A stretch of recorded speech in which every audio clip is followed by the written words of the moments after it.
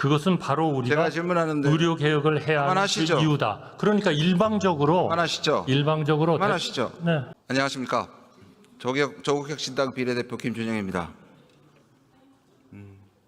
저는 오늘 좀 충격을 많이 받았습니다. 정치 신인으로서 평생 국제정치 학자와 전문가로 살아왔는데 어제 오늘 제가 대정부 질의를 보면 좀 충격을 많이 받았습니다.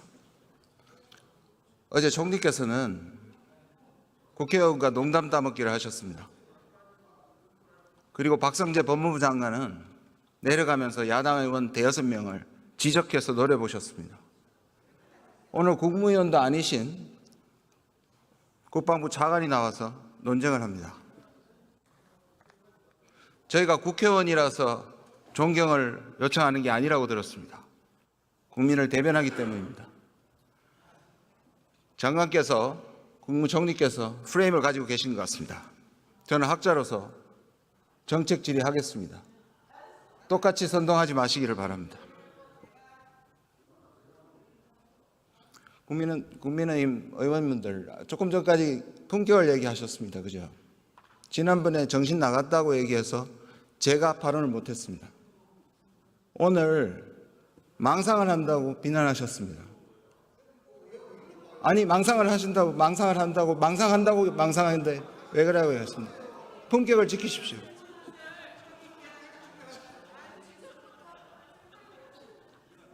품격을 지켜주세요.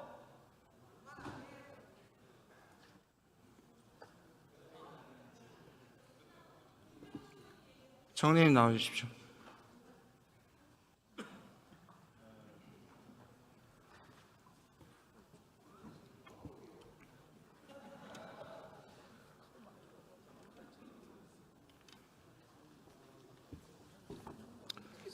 안녕하세요. 네, 안녕하십니까.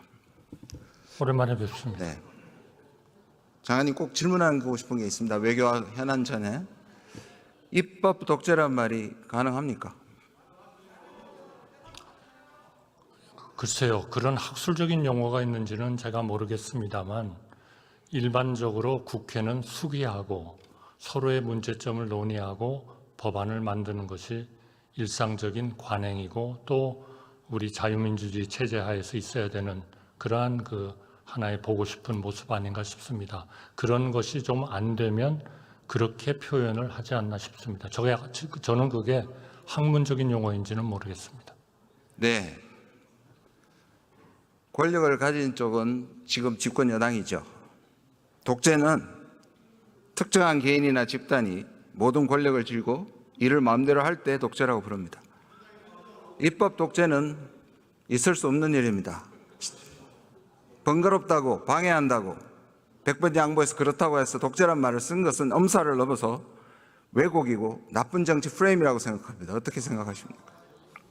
저는 우리 자유민주주의 체제의 가장 중요한 중에 하나는 법치주의고 또 삼권 분립이라고 생각합니다. 그렇기 때문에 입법이 우리 여야 또 다른 의견을 가진 분들끼리 충분히 논의가 돼서 되었으면 좋겠다는 생각이고요. 만약 그게 안 된다고 하면 삼권 분립에 의해서 행정권의 수반인 대통령이 가지는 제2요구권 같은 것이 이 소위 말 돌리지 마시고요. 소위 독재는 아닌 거죠. 학계에서 얘기하는 또는 일반적으로 전문 용어로서 확립돼 있지는 제가 확신을 못 가지신 입법 독재에 대한 견제 기능이다. 저는 그렇게 생각합니다. 최소한 총리는 안 쓰시길 바랍니다. 총리께서는 지난 8월 29일 대통령의 국정브리핑을 어떻게 평가하십니까? 저는 국민들께서 대통령께서 직접 중요한 개혁 과제에 대해서 설명한 것에 대해서 저는 굉장히 높이 평가했다고 생각합니다. 비상진료체계가 원활하게 작동하고 있다는 것도 정확하게 판단한 겁니까? 제가 몇 번 설명을 드렸습니다만 대통령께서 말씀하신 워딩을 다 좀 읽어보시고 평가를 해주셨으면 좋겠습니다. 대통령님께서 말씀하신 내용은 잠깐만요. 응급처치가 잠깐만요. 네, 말씀하시죠. 이게 맥락이 필요합니까? 잘 돌아간다는 말이? 맥락이 필요하죠. 왜냐하면 보십시오. 여러 가지 문제가 있습니다. 있지만 일단 비상진료 체계가 그래도 원활하게 가동되고 있고 정부도 열심히 뛰고 있습니다마는 우리 현장의 의사, 간호사, 간호조무사를 비롯한 관계자 여러분께서 정말 헌신적으로 뛰고 계시기 때문에 저는 해낼 수 있다고 생각하고 있습니다. 그리고 또 그만하시- 여러 가지 근본적인 문제들도 있습니다마는 그만하시죠. 그것은 바로 우리가 제가 질문하는데 의료 개혁을 해야 하는 그만하시죠. 그 이유다. 그러니까 일방적으로 그만하시죠. 네. 아니 이거는 답변 시간은 안 들어갈 텐데요.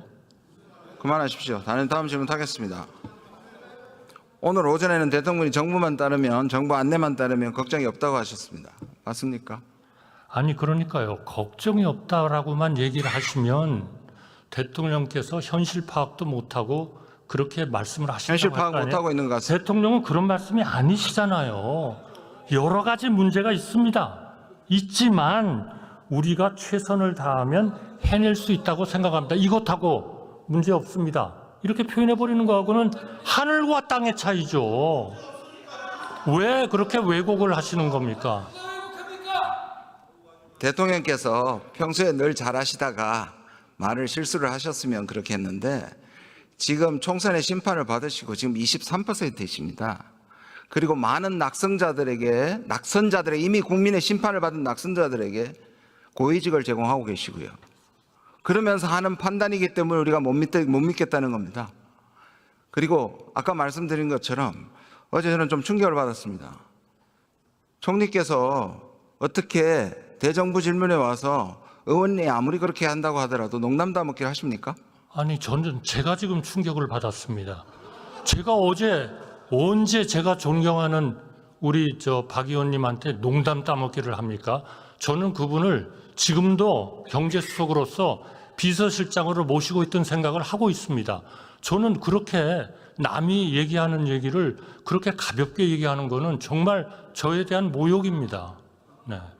대통령께서 총리 인준에 자신이 없으셔서 재신임 하셔서 안심하셔도 충분히 자기 지조를 있을 수 있는 분이 굉장히 실망스럽습니다. 다음 질문으로 넘어가겠습니다. 저도 계엄이나 독도를 뺏긴다는 생각은 하지 않고 있습니다. 그건 정확한 지적이십니다. 그런데 제가 언제 뺏긴다고 했습니까? 계엄이 성공한다고 했습니까? 이 문제 자체를 불러일으키는 것이 오해를 불러일으키면 국민들한테 안심을 시키기 위해서라도 총리 공간 앞에 독도 모형을 오히려 세우면 국민 불안이 없어지지 않겠습니까? 글쎄 저는요 독도라는 것에 대해서 저는 제가 제 배우자를 배우자라고 생각하듯이 우리의 영토라고 한 번도 의심해 본 적이 없기 굉장히 때문에 실망스러운 말씀. 또 우리 국민들도 그 부분에 지적하겠습니다. 잠깐만요. 의원님 잠깐만요. 말씀- 제 발언 시간입니다. 장관님, 배우자가 소외물입니까? 그 굉장히 부적절한 예의십니다.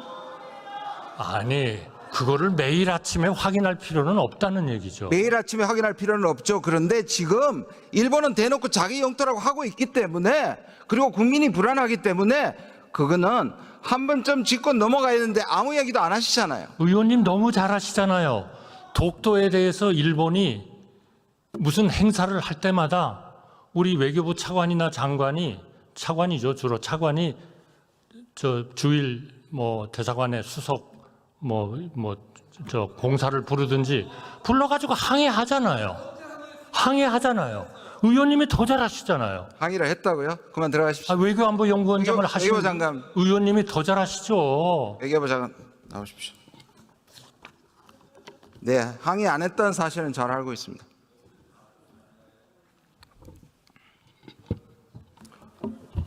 네, 외교장관 예, 맞습니다. 외교부 장관은 사도광산에 대해서 여전히 잘했다는 협상으로 지난번에 외통위에서 보이신 인식 그대로 갖고 계십니까? 저 잘했다고 말씀드린 적 없습니다. 잘된 협상이라고 잘못된 말씀하셨죠? 주장에 대해서 반박을 했을 뿐입니다. 그렇습니까? 그럼 성과라고 얘기했던 그 두 가지를 제가 지난번에 답변하신 걸 제가 분석을 해봤습니다. 첫 번째, 표결을 가면 우리가 질 것으로 판단되기 때문에 이거는 김영재 팀장이 얘기했습니다. 저는 그렇게 100번 얘기한 적 없습니다.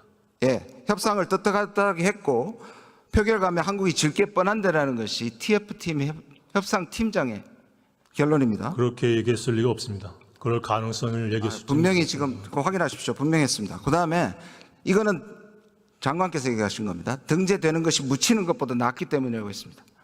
맞습니까? 묻히는 거는 등재 안 돼서 강제동원이 묻히는 것보다 낫다고 말씀하셨습니다. 지금 대표로 저는 들었습니다. 역사의 기록에 남기는 것이 더 중요하다고 말씀을 드렸습니다. 정말 우리가 불리했다고 생각하십니까? 표결에 가면 진다고 생각하십니까? 저는 그런 얘기 한 적 없습니다. 다행입니다. 한번 1번 PPT 한번 올려보십시오. 저거 보신 적 있습니까?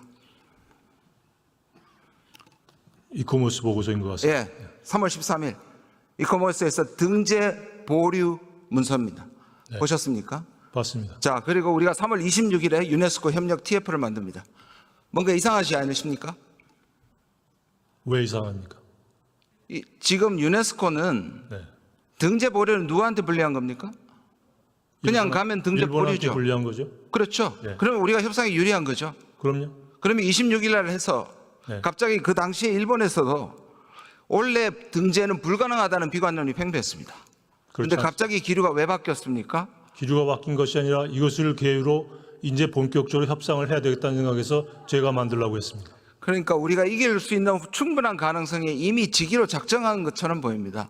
저 보류가 떨어지면 일본에서 한국에 와서 부탁을 해야 되는데 그 당시에 4월에 니가타현을 윤덕민 주일 한국 대사가 가서 우리가 꼭 반대하는 것이 아니라고 뭔가 이상하게 우리가 부탁하는 것처럼 느껴집니다. 그리고 기류가 바뀌었습니다. 제가 모르는 이유 윤덕민 대사 혼자 판단해서 찾아간 것이 아, 그렇습니까? 저하고 무슨 교신을 한 적이 없습니다. 그 TF 팀장은 가지도 않고 협상에는 질 준비가 되어 있는 그것을 장관께서는 모르고 계셨다고요? 두 번째, 알고는 있었지만 제가 지시해서 간 것이 아닙니다.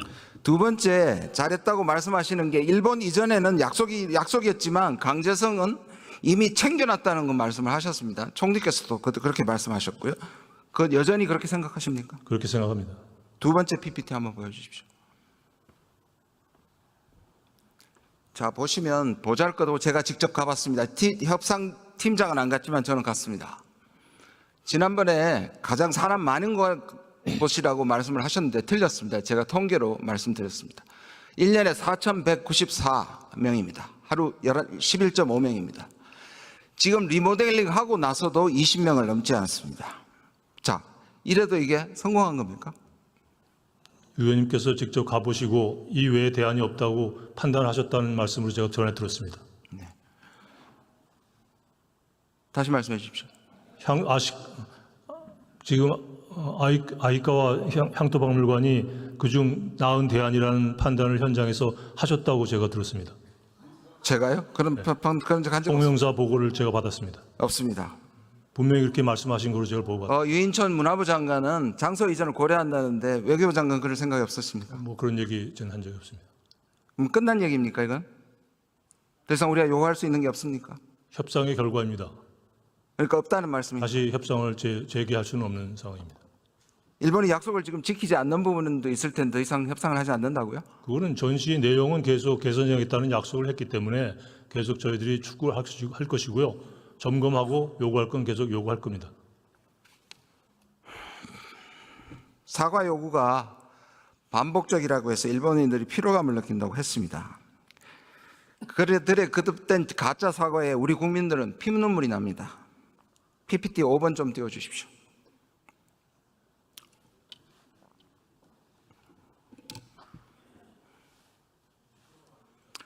(60년간) 24번이 피로감을 느낄 정도입니까? 저는 그렇게 말씀드린 적 없습니다. 지금 왜 대통령실의 핵심 인물이 그렇게 얘기했지 않습니까? 그분께 물어보십시오. 아, 그렇습니까? 다행입니다. 60년간 24회면 2년에 한 건도 안 되고 저 24번은 다 뒤집습니다.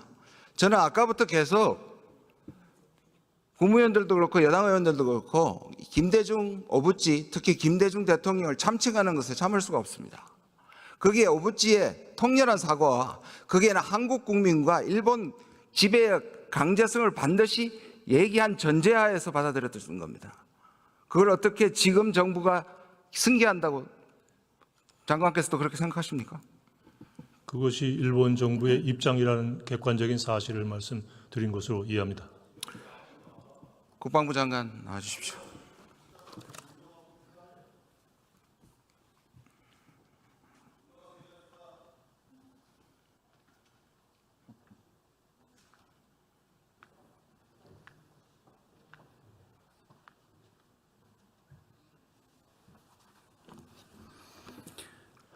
한미일 3자 안보 협력이 역진 불가합니까? 네? 한미일 안보 협력이 3자 협력이 각서가 역진 불가입니까? 역전 불가요? 역진이요. 바로 전임 장관께서 하신 말씀입니다. 역진 불가? 역진을 하지 않겠다. 정부가 바뀌어도 역진 불가. 처음 들으셨습니까? 역진 불가라는 뜻이 무슨 뜻인지 잘 모르겠습니다. 돌이킬 수 없다는 뜻입니까? 네. 아, 제가 묻고 있습니다. 당연히 돌이킬 수 없죠. 왜냐하면 한미일 안보 협력은요, 북한의 핵 위협으로부터 우리 국민의 안전을 보다 더 확고히 지키기 위한 하나의 방책 중에 하나입니다. 국민의 안전을 지키기 위한 방책인데 왜 그걸 물렀습니까? 그 물러서는 게 이상한 거 아닙니까? 지금 장관께서는 그것도 거짓말입니다. 한미일 프레임 협력각서는 삼국의 안보 협력을 제도화하여 한반도, 인도태평양 지역 및 그놈의 평화와 안정에 기여한다였습니다. 그것도 포함되어 있지만 우리 입장에서 보면 가장 중요한 것은 북한의 핵 미사일 위협에 대한 대비가 핵심입니다. 장관, 네. 장관님. 아니 조약이 아는데 되돌릴 수 없는 게 어디 있습니까? 아, 되돌릴 필요가 없는 것이죠. 왜 되돌립니까? 그런 그러면- 게 있어야 우리 국민을 더 탄탄하게 그런데 촘촘하게 왜 내용을 못 밝힙니까? 지킬 수 있는 것인데. 내용을 왜 못 밝힙니까? 네? 내용을 밝히시 왜? 내용을 왜 못 밝힙니까? 거기에 보면 안보 우리 그 한미일 안보 협력을 하는 핵심은 정보도 공유하게 돼 있고요. 그다음에 또 훈련도 강화하게 돼 있고, 그다음에 한미일 군 수뇌부들이 자주 소통을 해서 정보를 교류하는 것으로 이렇게 함으로써 국민의 안전을 북한의 핵미사일 위협으로부터 더 견고히 지키기 위한 것이라 이렇게 보시면 되는 것이죠. 23%의 지지율을 받는 게 우리 국민의 미래 안보를 밝힐 우리는 내용은 알 수 없고 역진을 할 수 없다고요? 그게 왜 23% 지지율하고 연계가 됩니까? 왜냐하면 지금 국민의 지지를 그것밖에 못 받고 있기 때문이죠. 저는 그렇지 않습니다. 우리 국민의 안전을 지키는 것은 우리 국민의 안전 앞에 어떤 자신 핑계도 없다고 있으면 생각합니다. 조약으로 하십시오. 국회를 통과시키십시오. 그게 어느 또 국회 역진을 통과할 일은 아니지 않습니까? 그게 국회 통과할 일은 아니지 않습니까? 총리님 다시 나오십시오.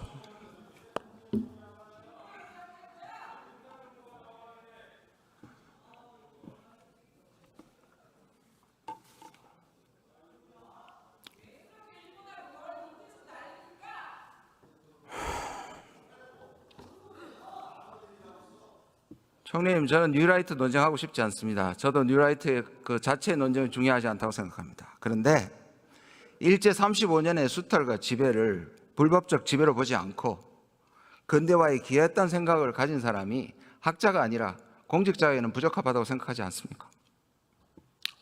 그분들이 앞으로 각자 맡은 자리에서 어떻게 하는지를 보시고 평가를 해주시죠. 처음부터 결격사유라고 생각하지 않습니까? 저는 그거는 개인들이 가질 수 있는 생각이라고 생각합니다. 아니요. 개인들은 가질 수 있지만 공직자로서는 아니죠. 그러니까 공직자로서 어떻게 행동을 하는지를 좀 지켜보시고 말씀해 주시는 게 맞다고 생각합니다.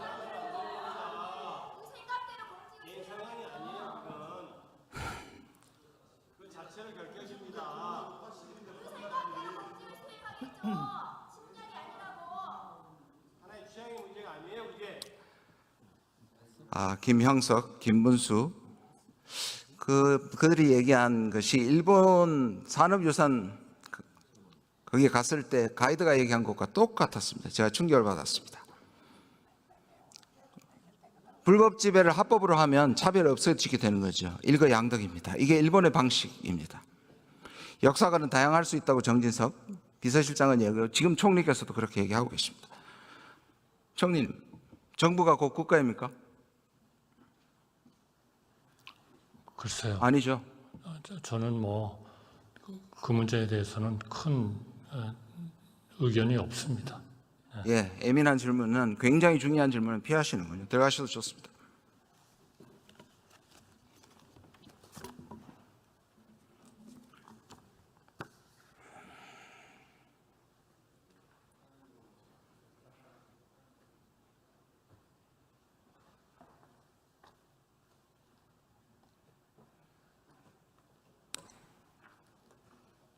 제게 주어진 1분 동안 말씀드리고 내려가겠습니다. 간첩 활동을 한다든지 북한 정권을 추종하면서 대한민국 정체성을 부정하는 사람이 반국가 단체 맞습니다. 동의합니다. 그러면 친일 매국하면서 대한민국 정체성을 부정하는 자들도 반국가 세력입니다. 저는 오늘 대한민국 국회의원의 한 사람으로서 사랑하는 국민들 앞에 그리고 존경하는 선배 및 동료 국회의원들 앞에서 엄숙하고 그리고 분명하게 선언합니다. 저는 반국가 인사가 아닙니다. 다만 반정부 인사입니다. 보다 정확하게 반윤 정부의 대표적 인사임을 선포합니다. 우리나라의 헌법을 부정하고 역사와 민족, 국가의 정체성을 훼손하는 인사들이 반국가 인사들이고 이들을 반복해서 고의적에 임명하는 윤석열 정부가 반국가 세력에 동조하는 반국가 세력입니다. 그래서 저는 윤석열 정부에 반대하는 반정부 인사로 살고자 합니다. 제가 왜 25년 학자 생활을 마감하고 인생 후반부에 왜 정치를 시작했는지 더 확실하게 인식하게 되었습니다. 우리 민족과 역사 그리고 국가를 수호하기 위해 확신과 사명감을 갖고 헌법과 법률이 인정하는 테두리 안에서 반정부 활동에 최선을 다